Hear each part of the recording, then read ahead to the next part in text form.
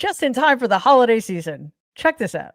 The city of Grand Rapids says the Donald J. Trump for President campaign 2024 refuses to pay nearly $50,000 in bills for the two rallies in the city this year. That's forcing the city to write off those expenses as uncollectible and reevaluate its policies for future campaign visits. Grand Rapids billed Trump's campaign nearly $33,000 for his rally in July, the biggest chunks for overtime for police and its public works department. It was due in October and went unpaid. It's highly unusual to have outstanding bills, especially with someone who clearly had raised enough money for the campaign to pay their bills. The city billed the Trump campaign more than $16,000 for his visit on November 4th, his last rally of the campaign, most for overtime for public works, also unpaid. That's right. Back the blue and goodwill towards all. So you know what? $49,000. That's probably what Donald has under one of his couch cushions. Stay away, JD Vance. But that's a lot of money. So he needs to pay his bills. This is what happens, America, when you put back into the Oval Office a guy we know is a grifter and a deadbeat. So how do we make him pay? Well, we mock him mercilessly. So welcome to this week's edition of Trump Trolls Trump, looking at all of the failures of both Donald and MAGA. This week, it was Christmas. Before we get to the highlights, though, please take a second to subscribe to our channel. Or if you're listening to the podcast, please rate and follow the podcast. It really helps other people find us. Okay, so on to the mockery. While most people were spreading holiday cheer, Donald was busy spreading American imperialism. Take a look at this. This was his Christmas Day, Merry Christmas tweet.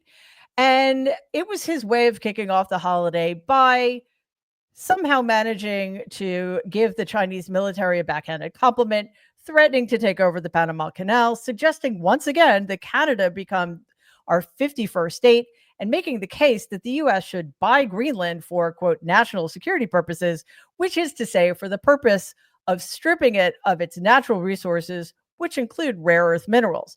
Not surprisingly, there has been some pushback from the leaders of these countries. Donald is threatening them, and it's a good reminder that while we mock Donald's insanity and inanity, our allies have every reason to take him seriously. Let's start with Panama. Donald has been grasping at straws, trying to find a way and make up a reason to take back the Panama Canal. I guess bucket of water by bucket of water. I'm not really sure how that's going to be managed. And he's starting to push this narrative that Panama is somehow aligned with China to favor trade with that country. Let's hear what Panama's president has to say. That is a manifestation of gross ignorance of history. The canal will celebrate 25 years under Panamanian hands, under Panamanian administration, on December 31st. The expansion was successfully completed in 2016. It is an expanded canal for the world, with greater capacity for the transit of ships that could not pass before, which leaves multi-million-dollar profits for our national economy. Just last week, on Thursday, I received this year's dividend check for $2.4 billion US. That is 100% Panamanian and will continue to be Panamanian. Gross ignorance. I don't know that I've ever heard a better way to sum up who Donald Trump is. And I think I'm a little jealous. Good for you, President of Panama. As for Canada, it, of course, has no plans to become our 51st state because they'd have to give up universal health care. They'd have to give up their autonomy, and they'd have to have Donald Trump as their president. Bernie Sanders actually stopped kissing Bob Kennedy's ass long enough to say that he is, quote, all for Canada's becoming the 51st state if it means universal health care for all, unquote. And then there's poor Greenland. Like, seriously, what did Greenland ever do to Donald Trump? But for the second time in 5 years, the prime minister of Greenland had to respond to Donald's attempts to purchase the country. Quote, "We are not for sale. We will not be for sale. We must not lose our long struggle for freedom. However, we must continue to be open to cooperation and trade with the whole world, especially with our neighbors." Unquote. Um, Remember last year when Donald's Christmas tweet ended essentially with telling his Americans actually to rot in hell? Well, apparently it really worked for him because he did it again. Yesterday, he complained about everything, basically, because grievance continues to be his brand. And mostly, though, he bemoaned the fact that President Biden had commuted the sentences of 37 prisoners on federal death row, probably because Donald was really looking forward to killing them. These people are going to serve life in prison, so it's not like they're being set free. But Donald had a huge problem with it, to the point where he actually said that he refuses to wish those lucky souls a Merry Christmas. Instead, go to hell. He's probably going to trademark that phrase pretty soon. Speaking of Christians who know absolutely nothing about Christ's teachings, we have Valentina Gomez. She was running to be Missouri Secretary of State, and in one of her campaign videos, she actually, with a flamethrower, set a bunch of books on fire because she didn't like the kinds of books they were. And now that she's running to be a congressperson in Texas, things are getting a little out of hand. Trigger warning here. I'm not going to show you the video she posted. It has been banned on Twitter because it is so vile. But in it, there is what looks like an actual human being, hooded, tied to a chair. And Gomez just walks by and shoots what turns out to be a dummy in the back of the head, because apparently she thinks that makes her look tough. I don't know, but it was very graphic and disturbing. And unfortunately, that's what passes for qualifications to be a Republican candidate for anything. But she actually posted this on, I think, Christmas Eve,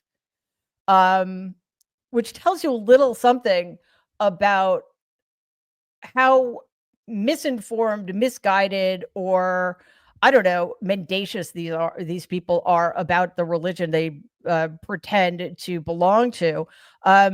Anybody who actually understands Jesus' teachings would not be for shooting immigrants who commit crimes in the back of the head while they're hooded and tied to a chair. Of course, Donald's oldest son, Donnie, also does not understand anything about what it means to be a kind, decent human being. And his way of keeping the Christmas spirit alive was to post this tweet. In it, he just has some laughing emojis there, but the meme that he reposted says he's making a list, meaning Santa Claus. He's checking it twice. We're going to find out who's getting deported by ICE. Ha ha ha ha.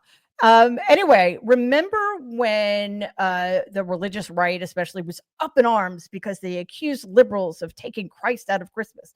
Well, as Donnie just showed us, they are now doing that figuratively, but they're also doing it literally, because MAGA has decided to rename Christmas MAGA mess, literally taking the word Christ out of the word Christmas. Okay, so this is all pretty appalling, but I want to leave you guys with a high note. Remember Rudolph Giuliani? Well, he's still in a lot of trouble for defaming Ruby Freeman and her daughter Shay Moss. He was found guilty of defamation, was ordered to pay them $143 million. Well, he's having trouble scraping the cash together. So this is what poor Rudy has been reduced to. He posted this on Christmas. Ho, ho, ho! Merry Christmas! What would you like for Christmas, darling? Rudy coffee.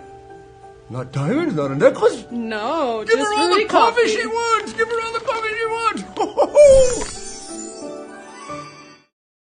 Well, okay, first of all, the real answer was, what do I want for Christmas? To get off your fucking lap, okay? The acting there, chef's kiss. Chef's kiss. Could you imagine buying anything from that guy? But seriously, anything edible or potable, please do not support him. Don't drink his coffee. And Rudy, I hate to break it to you. You have to keep your day job. Oh, wait, you don't have one. Anyway, thanks for joining me for this week's edition of Trump Trolls Trump. We will see you next week. And please subscribe to the channel and like and rate the podcast. Thanks so much, guys. See you soon.